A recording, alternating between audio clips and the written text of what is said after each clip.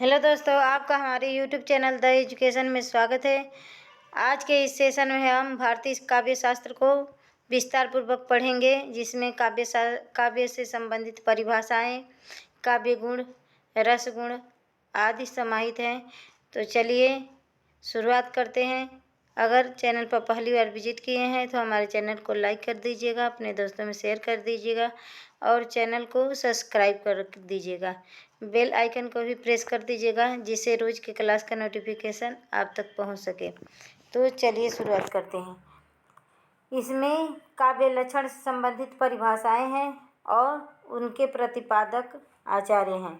तो पहला काव्य लक्षण की परिभाषा है शब्दार्थो सहितो काव्यम। शब्द और अर्थ जिसमें निहित हो वही काव्य है। यह परिभाषा किसने दी है? तो यह भामह ने दिया है। यह परिभाषा किसके द्वारा दिया गया है? शब्दार्थो सहितो काव्यम। यह भामह ने परिभाषा दिया है काव्य का। काव्य का दूसरा परिभाषा है तद्दोषौ शब्दार्थो सगुणानवलंकृति पुनः क्वापि। जिसमें पुनः क्वापि रहेगा वह परिभाषा किसकी है? मम्मट की। गुण देखकर और आप वामन मत लगा दीजिएगा। तद्दोषौ शब्दार्थो सगुणावलंकृति पुनः क्वापि। यह परिभाषा किसकी है? तो आचार्य मम्मट की है। यह परिभाषा किसकी है? तो आचार्य मम्मट की है। तीसरा परिभाषा है वाक्यम रसात्मकम काव्यम। रस से युक्त वाक्य ही क्या होता है? काव्य होता है। यह परिभाषा किसके द्वारा दिया गया है? तो आचार्य विश्वनाथ जी के द्वारा।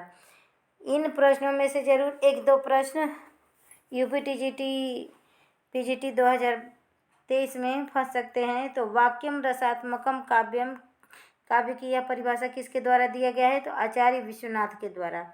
रमणीयार प्रतिपादकम काव्यम। रमणीय अर्थ का प्रतिपादन करने वाले शब्द ही क्या कहलाते हैं? काव्य कहलाते हैं। यह काव्य की परिभाषा किसके द्वारा दिया गया है? तो पंडित राज जगन्नाथ के द्वारा। पंडित राज जगन्नाथ के द्वारा यह परिभाषा दिया गया है कि रमणीयार्थ प्रतिपादकः काव्यम। नेक्स्ट है ननु शब्दार्थो काव्यम। जिसमें नन हो गया है, ननु माने नहीं, जिसमें नन हो गया है वह किसका होगा? रुद्रट का। ननु शब्दार्थो काव्यम, यह परिभाषा काव्य की किसके द्वारा दिया गया है? तो रुद्रट के द्वारा। वक्रोक्ति काव्यम जीवितम। जब कोई हम वाणी बोलते हैं तो हमारे कहाँ तक पहुँचता है? हमारे कानों तक पहुँचता है। जो कानों को प्रिय लगता है वह वाणी वक्रोक्ति काव्यतम जीवतम। वक्ता द्वारा जो कहा जाता है वही काव्य का जीवित आधार है। यह किसके द्वारा कहा गया है? तो कानों तक जाता है, मतलब कुंतक। यह परिभाषा किसके द्वारा कहा गया है? तो कुंतक के द्वारा यह परिभाषा कहा गया है। यह काव्य की परिभाषा आचार्य कुंतक के द्वारा दिया गया है। तो वक्रोक्ति जीवितम काव्यम, यह आचार्य कुंतक की परिभाषा है। रीतिरात्मा काव्यस्य। रीति या गुण के प्रतिपादक आचार्य कौन है? आचार्य वामन है। तो रीतिरात्मा काव्यस्य, यह परिभाषा काव्य की आचार्य वामन द्वारा दिया गया है। नेक्स्ट है भारतीय आलोचना शास्त्र में सर्वप्रथम भरत मुनि ने मृदुल ललित पदावली, गुण शब्दार्थहीनता, सर्वसुगमता, युक्तिमत्ता, नृत्योपयोग योग्यता, बहुवृत्ति, समार्गता एवं संधियुक्ता के रूप में काव्य के 7 तत्वों का निरूपण किया है। भरत मुनि ने, प्रश्न आ सकता है, भरत मुनि ने कितने काव्य तत्वों का निरूपण किया है? तो वह 7 काव्य तत्वों के निरूपण किए हैं। पहला है मृदु ललित पदावली, दूसरा है गुण शब्दार्थहीनता, तीसरा है सर्वसुगमता, चौथा है युक्तिमत्ता, पांचवा है नृत्योपयोग योग्यता। छठा है बहुवृत्त समागता और सातवां है संधियुक्तता के रूप में काव्य के 7 तत्वों का निरूपण किया है, किंतु ये मुख्यतः रूपक पर घटित होते हैं, काव्य पर नहीं। यह मुक्तक किस पे घटित होते हैं? तो रूपक पर घटित होते हैं, काव्य पर घटित नहीं होते। मृदु ललित पदाढ्यम गुण शब्दार्थहीनम जनपद सुख बोध्यम युक्तिमनृत योजयम बहुकृतरसमार्गं संधिसन्धानयुक्तं शभविता शुभकाव्यं नाटकं प्रेक्षकाणां। नाट्य शास्त्र से यह भरत मुनि द्वारा लिया गया है। यह श्लोक नाट्यशास्त्र से भरत मुनि के नाट्यशास्त्र से लिया गया है। नाट्यशास्त्र के प्रणेता आचार्य कौन है? आचार्य भरत मुनि। और इस पुस्तक को नाट्यशास्त्र को पंचम वेद की भी संज्ञा प्राप्त है। नेक्स्ट है वास्तविक काव्य लक्षण का प्रारंभ भामह से होता है। वास्तविक काव्य लक्षण का प्रारंभ किससे होता है? आचार्य भामह से, क्योंकि आचार्य भामह अलंकार शास्त्र के प्रणेता हैं। अलंकार शास्त्र के प्रणेता आचार्य भामह हैं। तो वास्तविक काव्य लक्षण आचार्य भामह से प्राप्त होता है, जिन्होंने शब्द और अर्थ के सहभाव को काव्य की संज्ञा दी है। उनकी परिभाषा क्या है? शब्दार्थो सहितो काव्यम। शब्द और अर्थ के सहभाव जहाँ मिलते हैं वही काव्य है। आचार्य दंडी के अनुसार इष्ट अर्थ को व्यक्त करने वाली पदावली काव्य है।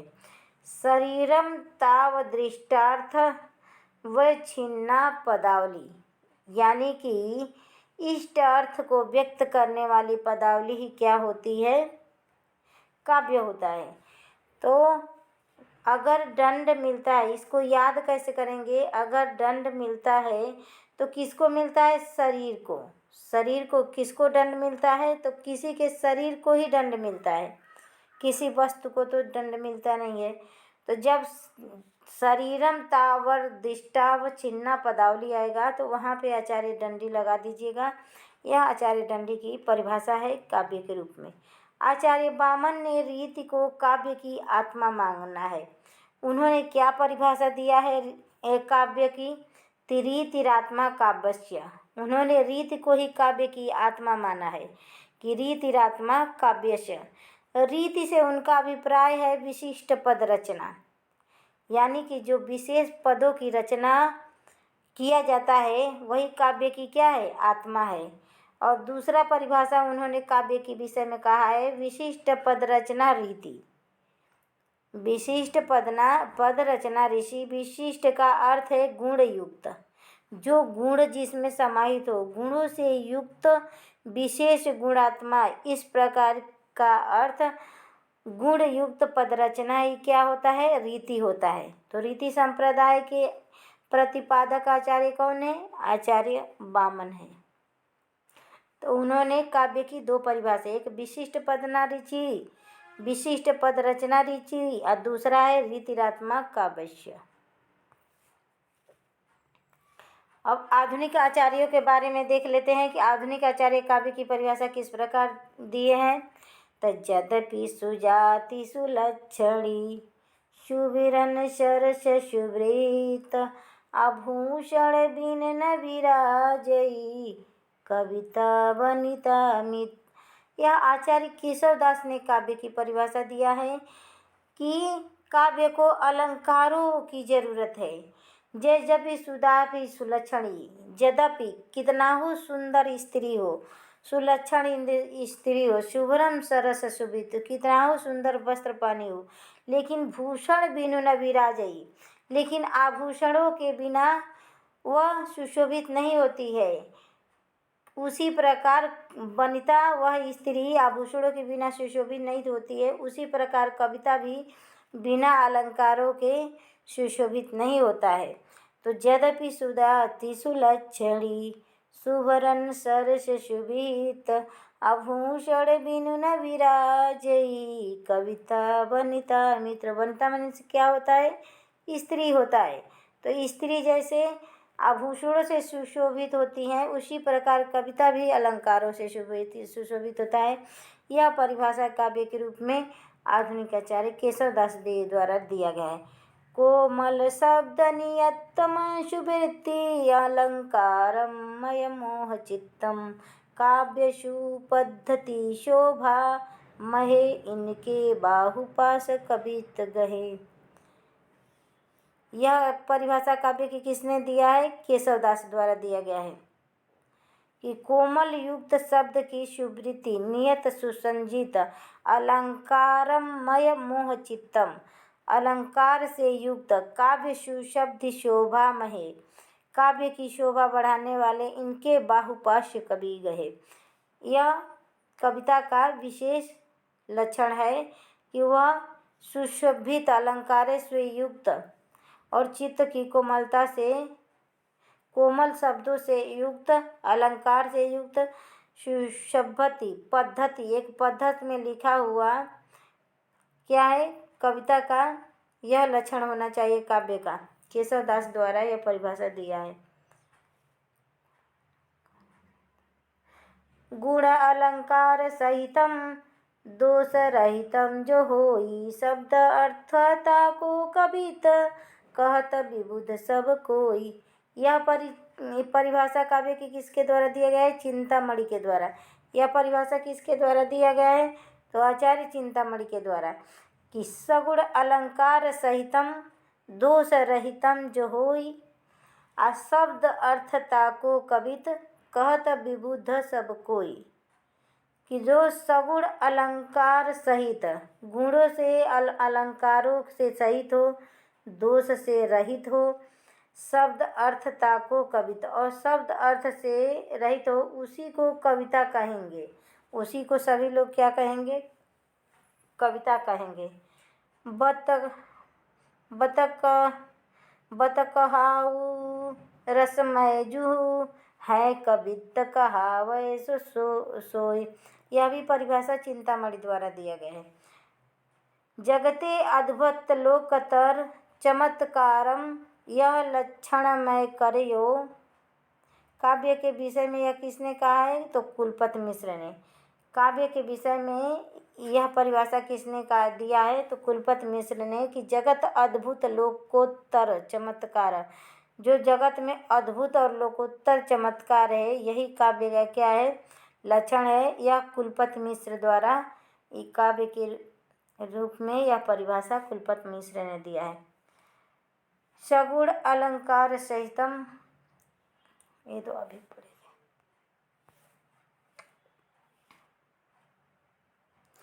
जगत अद्भुत सुख सदन, जगत अद्भुत सुख सदन शब्दरु अर्थ कवित अवह लक्षण मैंने कियो समुझ ग्रंथ बहुचित। यह परिभाषा किसके द्वारा दिया गया है? तो कुलपति मिश्र ने दिया है। और इनके ग्रंथ का क्या नाम है? रस रहस्य। रस रहस्य से यह परिभाषा लिया गया है। कुलपति मिश्र द्वारा लिखा गया ग्रंथ रस रहस्य से यह परिभाषा लिया गया है कि जगत अद्भुत सुख सदन आ शब्दरु अर्थ कवित अवह लक्षण मैंने कियो समुझ ग्रंथ बहुचित। शब्द जीवती ही अर्थ मन रसमत सुजस शरीर अचलत वह जुग छंद गति अलंकार गंभीर। यह काव्य की परिभाषा किसके द्वारा दिया गया है? तो आचार्य देव कवि के द्वारा दिया गया है। और इनके काव्य का नाम क्या है? काव्य रसायन। काव्य रसायन किसका ग्रंथ का नाम है? तो आचार्य देव कवि के द्वारा।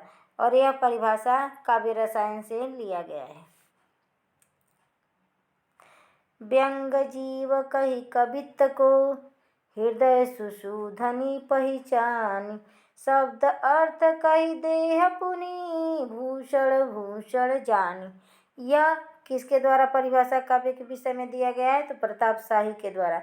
अब उन्होंने किस ग्रंथ से यह परिभाषा लिया गया है? तो काव्य विलास। काव्य विलास किसकी रचना है? तो प्रताप शाही की रचना है, और उसी रचना में यह काव्य का परिभाषा लिया गया है। शब्द अर्थ संगम सहित भरे चमत्कृत भाय, जग अद्भुत में अद्भुत तही सुखता काव्य बनाए। यह किसके द्वारा यह काव्य की परिभाषा दिया गया है? तो यह काव्य की परिभाषा ग्वाल कवि के द्वारा दिया गया है, और उनके ग्रंथ रसिकानंद में ग्वाल कवि यह काव्य की परिभाषा लिखे हैं कि शब्द अर्थ संगम सहित भरे चमत्कृत भाय। जो शब्द अर्थ कविता में आके चमत्कार पैदा कर दें, जग अद्भुत में अद्भुतई सुखदा काव्य बनाए, वही अद्भुत सुख की प्राप्ति कराता है वही काव्य, जो शब्द और अर्थ से चमत्कार पैदा कर दे। अब आधुनिक आचार्य को देखें। अंतःकरण की वृत्तियों के चित्र का नाम कविता है। कविता के या काव्य के विषय में यह परिभाषा महावीर प्रसाद द्विवेदी द्वारा दिया गया है। उन्होंने कहा है कि जो हमारे अंतःकरण की वृत्तियों में जो चित्र उत्पन्न होता है उसी का नाम क्या है? कविता है। अंतःकरण की वृत्तियों के चित्र का नाम कविता है। इसको याद कैसे रखेंगे कि महावीर जैन धर्म के प्रवर्तक महावीर स्वामी थे। वह अंतःकरण की साधना करते थे। वह किसकी साधना करते थे? अंतःकरण की साधना करते थे महावीर, जैन मुनि महावीर स्वामी। तो अंतःकरण की वृत्तियों का नाम कविता है। यह किसकी परिभाषा हो सकती है? तो आचार्य महावीर प्रसाद द्विवेदी जी की। अव्यक्त की अभिव्यक्ति जगत है, अतः कविता अभिव्यक्ति की अभिव्यक्ति हुई।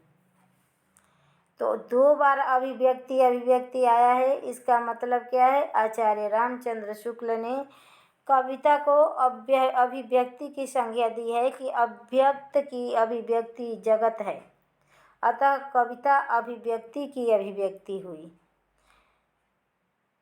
सत्वोद्रेक या हृदय की मुक्तावस्था के लिए किया हुआ शब्द विधान ही काव्य है। हृदय की मुक्ता यहीं से पूछ देता है कि हृदय की मुक्तावस्था के नाम ही कविता है। वह किसका परिभाषा है? हृदय की मुक्तावस्था के लिए किया हुआ शब्द विधान ही क्या है? कविता है या काव्य है। यह परिभाषा आचार्य शुक्ल द्वारा दिया गया है काव्य के विषय में कि हृदय की मुक्तावस्था के लिए जो विधान किया गया है वही क्या है? काव्य है। यह आचार्य शुक्ल द्वारा कहा गया है। जिस प्रकार आत्मा की मुक्तावस्था ज्ञान दशा कहलाती है, जिस प्रकार कविता के विषय में आचार्य रामचंद्र जी शुक्ल के 3 परिभाषाएं यहाँ पे समाहित है। तो आप लोग देखिए, जिस प्रकार आत्मा की मुक्तावस्था ज्ञान दशा कहलाती है, जब आत्मा मुक्त हो जाती है, भगवान में विलीन हो जाती है, तो उसको ज्ञान दशा कहलाती है। उसी प्रकार हृदय की मुक्तावस्था रस दशा कहलाती है। हृदय की इसी मुक्ति की साधना के लिए मनुष्य की वाणी जो शब्द विधान करती आई है उसे ही कविता कहते हैं। यह भी परिभाषा कविता के विषय में या काव्य के विषय में किसके द्वारा दिए गए? तो मशहूर आलोचक आचार्य रामचंद्र शुक्ल के अनुसार हिंदी साहित्य में इनका एक परचम लहराया है। नेक्स्ट देखते हैं। जगत का नाना वस्तुओं, व्यापारों एवं एक रूप में रखना ही वे हमारे भाव चक्र के भीतर आ जाए, यही काव्य का लक्षण होता है। यह कथन किसका है? तो यह भी कथन आचार्य रामचंद्र शुक्ल ने कहा है कि जगत के जो नाना प्रकार की वस्तुएं हैं, व्यापार हैं, वह एक रूप में रखना ही वे हमारे भाव चक्र के भीतर आ जाएं, जो हमारे भाव चक्र के भीतर आ जाएं, वही क्या है? काव्य लक्षण है या काव्य का लक्ष्य होता है। वही आचार्य रामचंद्र शुक्ल द्वारा यह कहा गया है। काव्य संसार के प्रति कवि का भाव प्रधान है।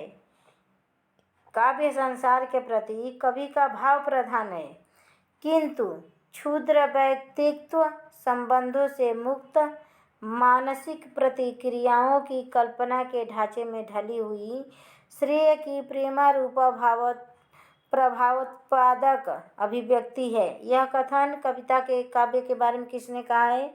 तो बाबू गुलाब राय ने कहा है। वह लिखते हैं कि काव्य संसार के प्रति कवि का भाव प्रधान है, किंतु क्षुद्र व्यक्तित्व संबंधों से मुक्त होना चाहिए। कविता मानसिक प्रतिक्रियाओं की कल्पना के ढांचे में ढली हुई श्रेय की प्रेमारूपा प्रभावोत्पादक अभिव्यक्ति है। यह क्या है? कविता है। तो काव्य के विषय में यह बाबू गुलाब राय ने कहा है। काव्य जीवन प्रकृति का अंतर्दर्शन है। काव्य जीवन प्रकृति का अंतर्दर्शन है, उसकी अनुभूति है।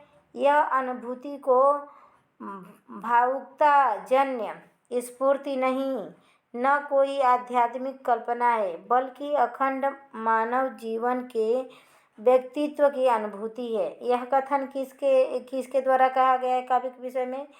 तो लक्ष्मी नारायण सुधांशु के द्वारा यह कहा गया है काव्य के विषय में।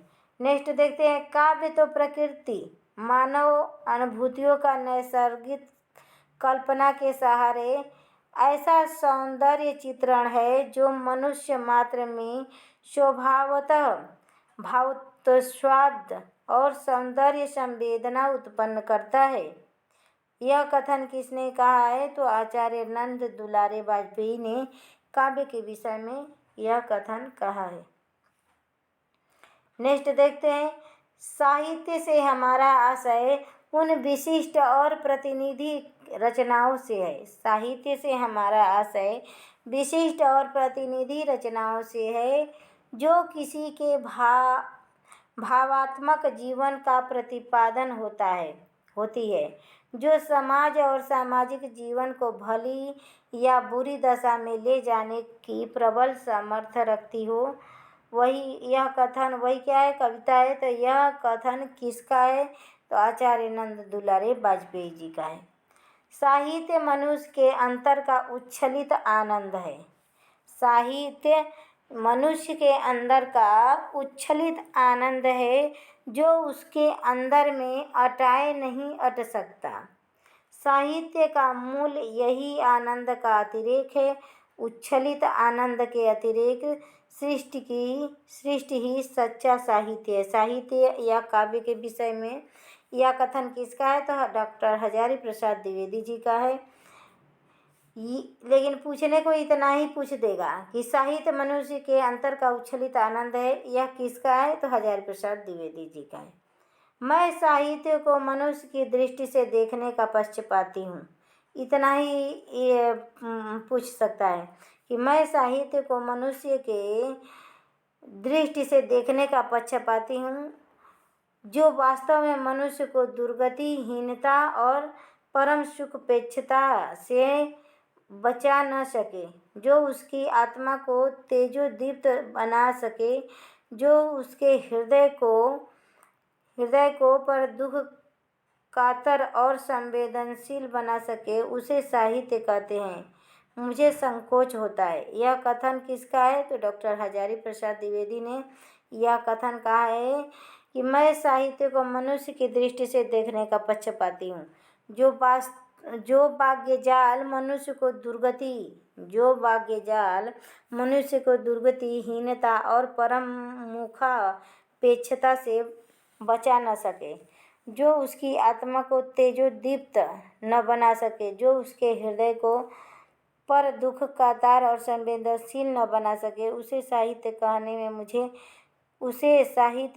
में मुझे संकोच होता है। यह साहित्य के विषय में किसने कहा है?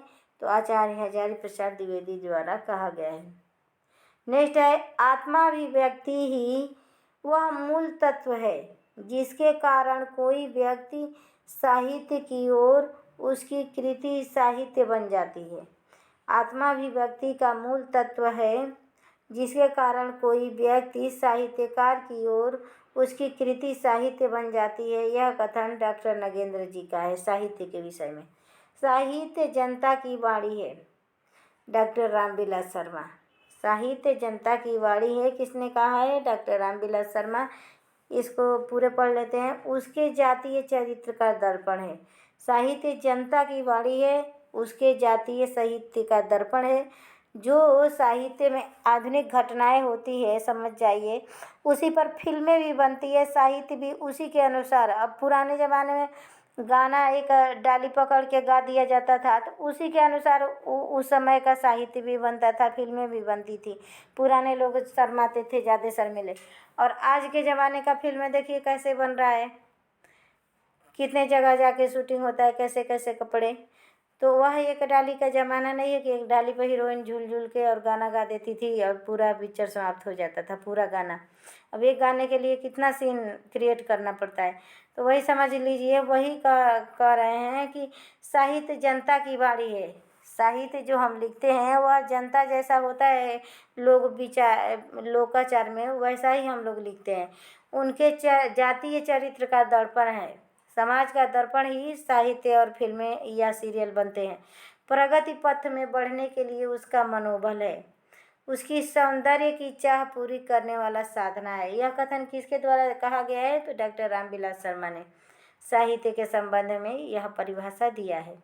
कविता सबसे पहले शब्द है और अंत में यह बात रह जाती है कि कविता शब्द है। यह कथन किसका है? तो अज्ञेय जी का है। नेक्स्ट देखते हैं, काव्य आत्मा की संकल्पनात्मक अनुभूति है। इतना भी पूछ सकता है। यह किसका है? जयशंकर प्रसाद का।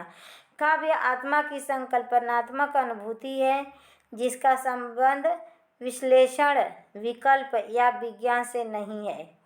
वह एक श्रेयमयी प्रेम रचनात्मक धारा है। यह कथन काव्य के विषय में किसने कहा है? तो जयशंकर प्रसाद ने कहा है। नेक्स्ट देखते हैं, साहित्य अपने व्यापक अर्थ में मानव जीवन की गंभीर व्याख्या है। यह कथन किसने कहा है? तो सुमित्रानंदन पंत ने कहा है कि साहित्य अपने व्यापक अर्थ में मानव जीवन की गंभीर व्याख्या है। यह कथन किसका है? तो पंत जी का है। कविता हमारे परिपूर्ण क्षणों की बारी है। यह किसका है? तो पंत जी का है। कविता सबसे बड़ा परिग्रह है क्योंकि वह विश्व मात्र के प्रति स्नेह की स्वीकृति है। वह जीवन के अनेक कष्टों का उपेक्षा योग्य बना देती है क्योंकि उसका सृजन स्वयं महती वेदना से है। कविता क्यों ये मनुष्य को कष्ट सहने के योग्य बना देती है? क्योंकि कविता वेदना से ही शुरू होता है। वह शुल्क सत्य है। किसी ने लिखा है कि कविता हृदय की आह है। वह शुल्क सत्य है को आनंद में स्पंदित कर देती है क्योंकि वह अनुभूति स्वयं मधुर है। यह कथन किसका है? तो महादेवी वर्मा। जहाँ पे वेदना आ जाए, देखिए यहाँ पे क्या आया है, उसका सृजन स्वयं महती वेदना है। जहाँ वेदना आ जाए, तो वेदना की कवियत्री किसे माना जाता है? महादेवी वर्मा को। उन्होंने लिखा भी था कि मुझे काव्य से क्या लेना, मैं तो विरह में चीर हूँ, मैं विरह में चीर हूँ। यह कथन किसके द्वारा है? तो महादेवी वर्मा ने। तो जहाँ पे वेदना आ जाए वहाँ समझ लीजिएगा महादेवी वर्मा का यह कथन है। मुंह में बचे हुए चावल के स्वाद को कुछ अदृश्य कंकड़ियों के हस्तक्षेप से बचाने का नाम कविता है। यह पंक्ति किसका है? तो केदारनाथ सिंह का है। उन्होंने क्या कविता के विषय में कहा है कि मुंह में बचे हुए चावल के स्वाद को कुछ अदृश्य कड़ियों के हस्तक्षेप से बचाने का नाम ही कविता है। कविता की परिभाषा यह किसके द्वारा दिया गया है? तो केदारनाथ सिंह के द्वारा। हाँ, याद आया कि वियोगी होगा पहला कवि, आह से निकली होगी गान। कि जो वह पहला काव्य लिखने वाला कवि वियोगी होगा, जो वेदना से भरा होगा, वही कविता किया होगा। कविता के विषय में यह परिभाषा अज्ञेय जी का है। कविता के शब्दों की अदालत में अपराधियों के कटघरे में खड़े हुए एक निर्दोष आदमी का हलफनामा है। कविता क्या है कि कविता शब्दों की अदालत में अपराधियों के कटघरे में खड़े हुए एक निर्दोष आदमी का क्या है? हलफनामा है। दूसरा कोटेशन देखिए, कविता भाषा में आदमी होने का तमीज है। कविता क्या है? भाषा में आदमी होने का तमीज है। यह दोनों कविता के बारे में कथन किसके द्वारा कहा गया है? तो धूमिल के द्वारा, सुदामा पांडे धूमिल के द्वारा यह कथन कहा गया है। तो आज के सेशन में इतना ही पढ़ेंगे। अगर यह सेशन आप लोगों को पसंद आया हो तो प्लीज़ चैनल को सब्सक्राइब कीजिए, लाइक कीजिए, अपने दोस्तों में शेयर कीजिए। धन्यवाद दोस्तों।